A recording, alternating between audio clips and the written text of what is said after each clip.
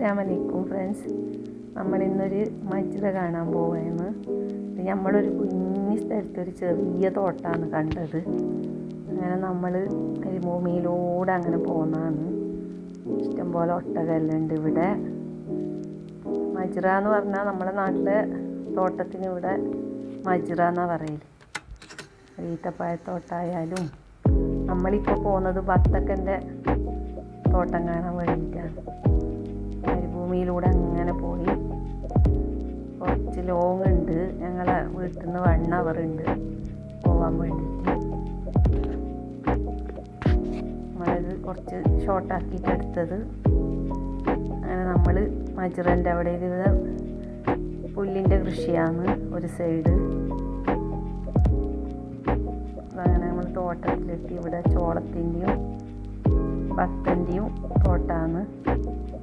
നല്ല ഭംഗിയുണ്ട്. നമ്മൾ എത്തിയത് സന്ധ്യ സമയത്തായതുകൊണ്ട് കുറച്ച് ഇരുട്ടായിനി, ക്ലിയർ ഇല്ല അത്ര.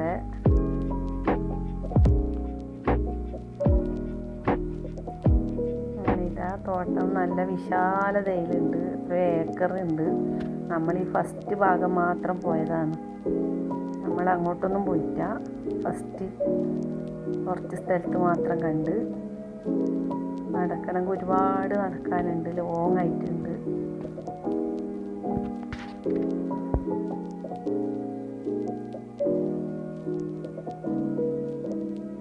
അങ്ങനെ നമ്മളിവിടെ കുറേ ഫോട്ടോസെല്ലാം എടുത്ത് കുറേ സമയം സ്പെൻഡ് ചെയ്ത് എന്നിട്ട് ഞാൻ ഫസ്റ്റ് ടൈമാണ് ഇത് കാണുന്നത്. ബത്തക്കത്തോട്ടം നാട്ടിൽ നിന്ന് ആയെങ്കിലും കണ്ടിട്ടില്ല. ഇവിടെ ഈ മരുഭൂമിയിൽ ഇത് കാണുമ്പം തന്നെ ഭയങ്കര അത്ഭുതമാണ്. 3 ഏക്കർ സ്ഥലത്തുണ്ട്.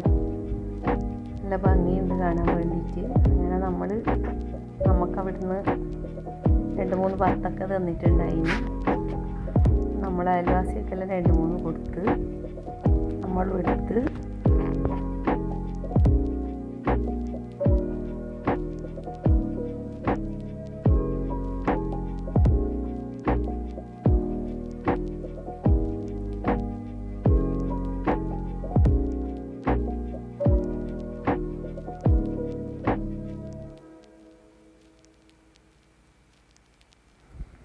അങ്ങനെ നമ്മൾ വീട്ടിൽ പോയി വത്തക്കയെല്ലാം മുറിച്ച് എല്ലാവർക്കും കുറച്ച് കൊടുത്ത്.